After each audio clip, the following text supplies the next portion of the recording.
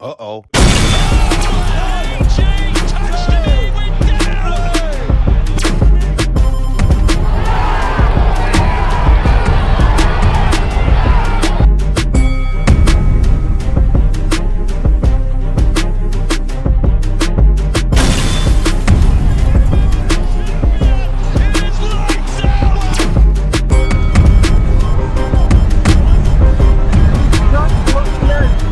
Up in her last two fights.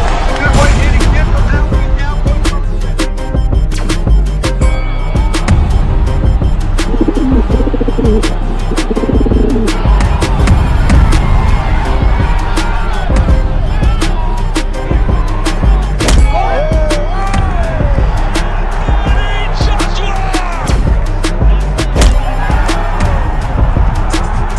Welcome to the motherfucking relay. We're covering today's top boxing news. Okay, we'll start with this. What is the continued fallout of yesterday's Matchroom versus Queensberry tournament, the Matchroom versus Queensberry card, that delivered for the fans, it certainly did. But there were those out there who chose to be negative about things. Those out there who chose to be negative in the American boxing scene, as Americans often are. American fighters. Two in particular who have an axe to grind with Eddie Hearn and Matchroom for some reason. Ryan Garcia reacted to Matchroom being swept by Queensberry by saying, LOL, Eddie Hearn, another L. All good. Who do you want next?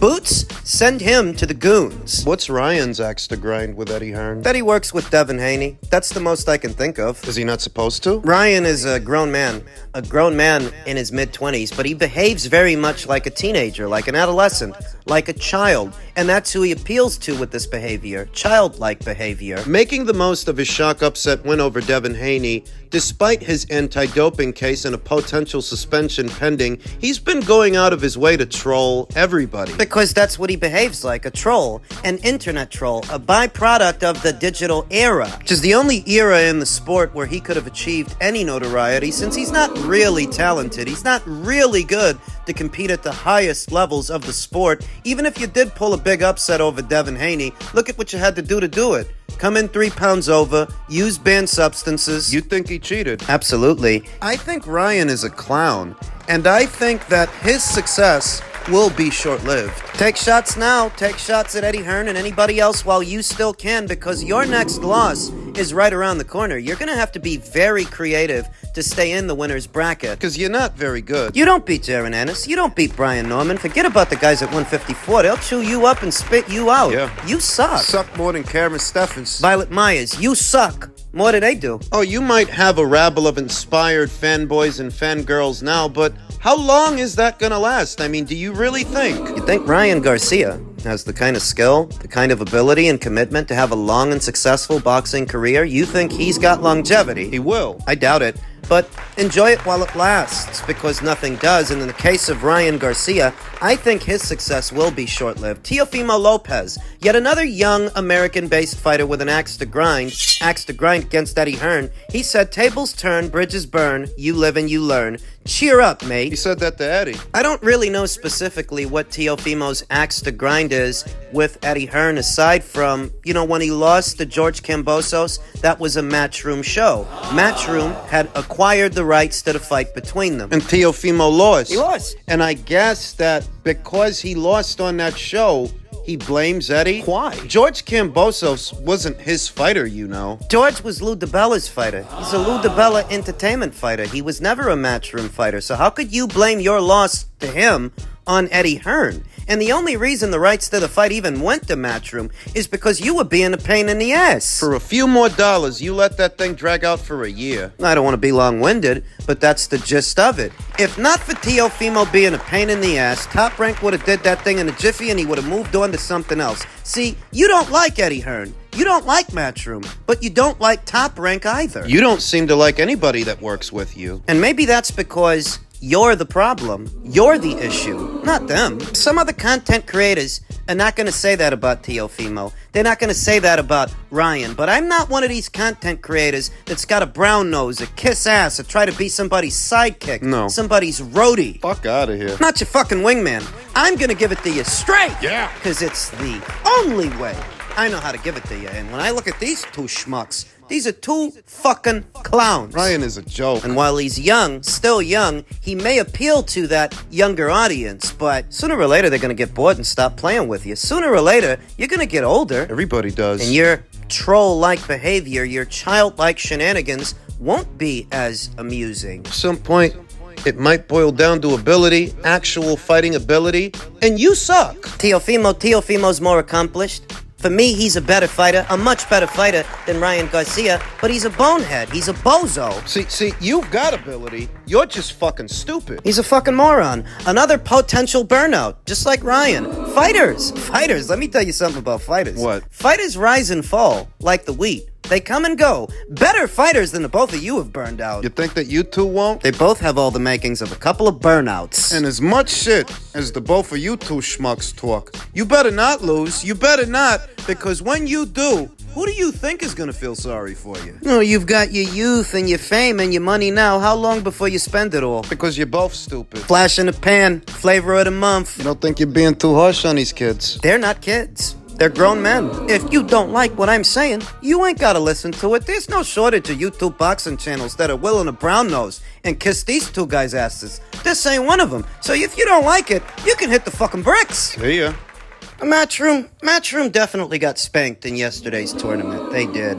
And I don't know that any boxing fan, even a very seasoned one, was expecting Queensberry to go 5-0 against Matchroom's fighters. I don't know that anybody was expecting a clean sweep. Well, with that in mind, can you really blame Ryan or Teofimo for ribbing Eddie Hearn? Sure I can. Because Ryan is a cheater in more ways than one, and Teofimo time and time again has proven himself to be a bit of a bozo. You're just saying that because you're a Devin Haney fan. No, I didn't have a high opinion of Ryan before he beat Devin Haney, if I'm being honest with you. It's not motivated by Devin Haney or sympathy for Devin Haney. How long have I been telling you that Teofimo's a bit stupid? There are any number of reasons you can dislike Ryan Garcia. Pick one. Enough about them. I mean, how much time are we supposed to spend talking about Ryan, the dope cheat, and Teofimo, who's fighting Steve Claggett? That'll move the needle. American fighters just ain't what they used to be. As it pertains to the tournament and its outcome, like I said, I don't know that anybody, I mean, at least I didn't see anybody that was expecting Queensberry to go 5-0 against Matchroom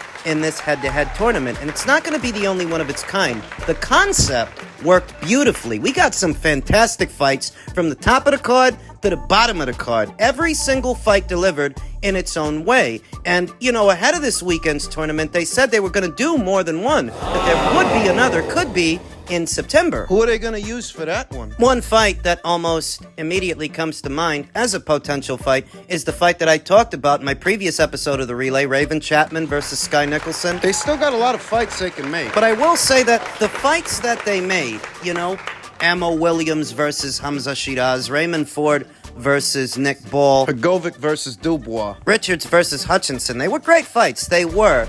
But in light of yesterday's tournament, and as strange as this might sound, I still think Matchroom has the better stable, the stronger stable, because that wasn't Matchroom's A team, their B team, that was more like their C team. What? Well, think about it. Supposing that Matchroom would have elected to have a fight at 140 pounds, and they would have wanted to use Dalton Smith to represent them, what would have been Queensberry's response to that? Or what if they decided to use Jaron Ennis in the tournament at 147? Who would Queensberry have put up? Think about it. If they made Bam Rodriguez part of the tournament at 115 pounds, or if they made Diego Pacheco part of the tournament at 168. If it were Pacheco versus Parker, Zach Parker, at 168 pounds, who do you think would have won that fight? Dmitry Bivol at 175. Yeah, he fought yesterday, but he wasn't part of the tournament. He was just keeping busy. If they wanted to use him in the tournament, what would have been Queensberry's... Who would they have used? This is what I mean when I say that the real strength of Matchroom's stable wasn't on display yesterday. What, because Hrgovic is their prized stallion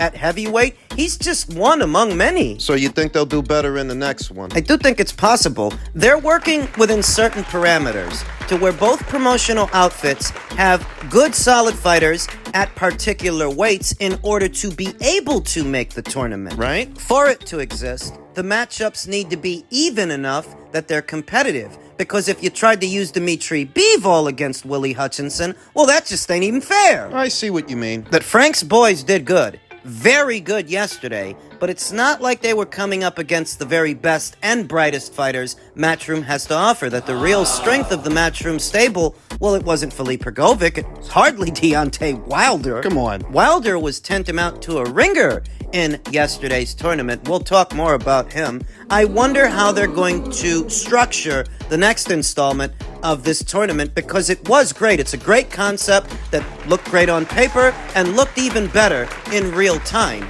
We might get Joshua versus Dubois as the main event for the next one. And I would heavily favor Anthony Joshua to win that fight, even though Hrgovic came up short. And even though Daniel did once again prove me wrong. He's been doing that a lot. Forget about me and who I'd pick.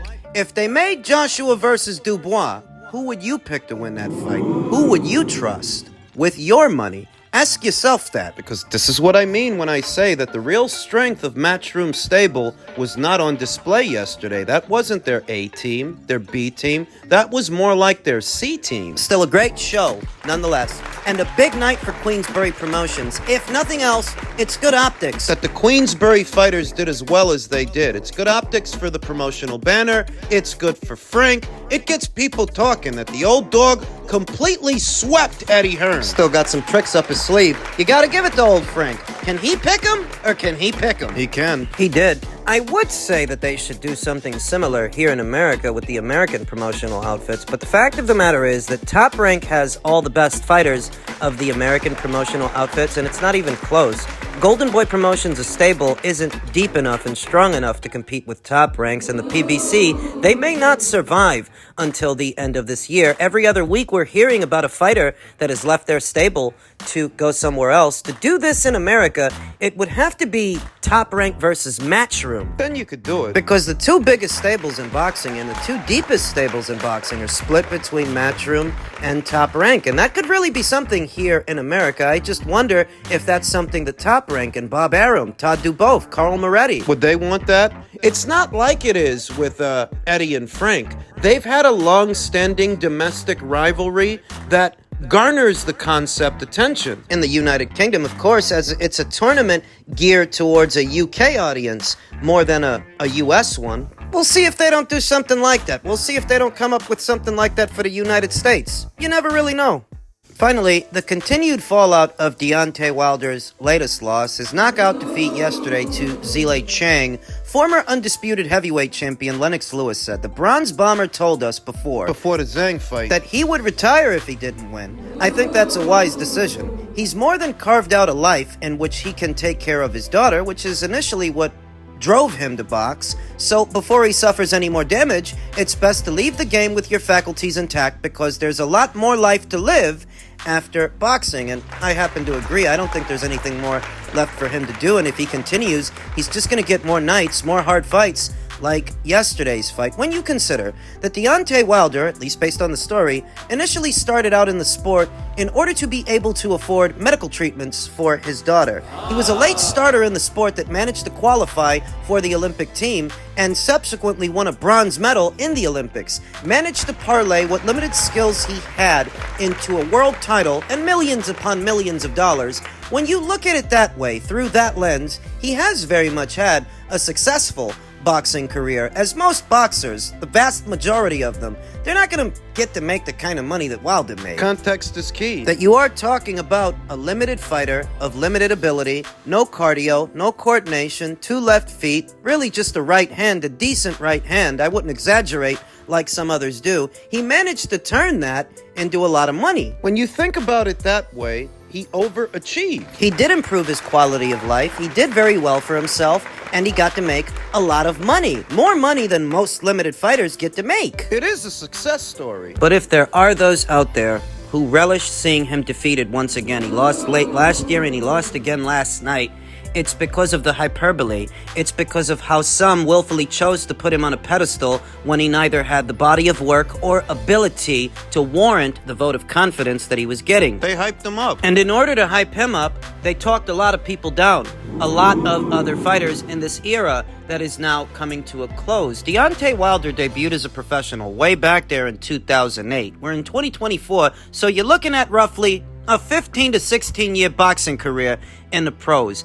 And he doesn't really become a polarizing figure until the tail end of it. You're really talking about the last 5 or 6 years, once it becomes about Anthony Joshua and Matchroom and fighting him. Coincidentally, that's when Wilder's career really took off, once he had an adversary, a rival, because before that, the Americans weren't talking about him. They were not behind him. They only used him to downplay and downgrade someone else the way the American fight fans often do, because before that, where was their support? I saw one content creator that goes by the name Chicana Boxing say, to dismiss Deontay Wilder as a talentless heavyweight when he won an Olympic medal in the sport is just fucking stupid. I hope that helps. Well, you do realize that it was Wilder's fans who often dismissed another Olympic medalist, Anthony Joshua, talked him down. The way people are talking about Wilder now is how Wilder's fans were talking about AJ, talking about Klitschko, talking about Povetkin, and a lot of other fighters who did more in the sport than he did. This really did start with how Wilder was promoted, Wilder himself, and those who supported him, and how many times they talked everybody down while putting him on a pedestal just for this to be the end. Oh, Wilder's special because he won a bronze medal? AJ won a gold one. So did Klitschko. So did Povetkin. And that's where the subject of Deontay Wilder becomes polarizing. Was he really as good as they say he was? Was he really this legendary puncher? And I don't think so. I think if any one of these other guys, like AJ or Daniel Dubois or maybe Joe Joyce, spent the first 7 years and the first 32 fights of their careers fighting the kind of people that Wilder was fighting, they'd be called the Bronze Bomber. They would have the same or a better knockout percentage than he's got, because the only real reason he has such a high knockout ratio is because they protected him. I told you before that he's not actually from the Joshua era. He's a remnant, a relic of the Klitschko era. He just spent so much time fighting club fighters in that era, he never fought any of the somebodies. And as soon as he stepped up, That's as soon as it took him to get beat. and that's reality.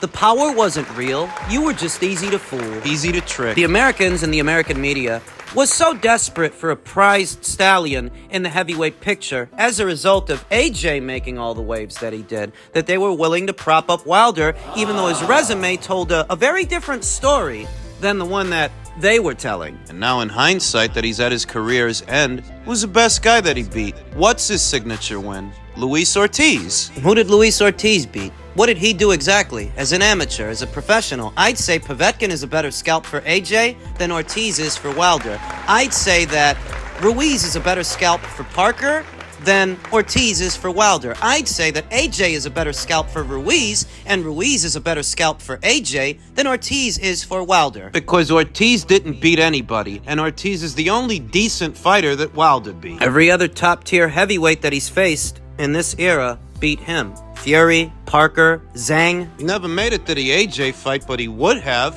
if he won those last 2 fights. Before that, well, he never made it to the AJ fight, but he would have if he would have accepted DAZN's offer. So let's call a spade a spade. Wilder had a successful boxing career, but he was grossly overrated, and you're just now finding that out.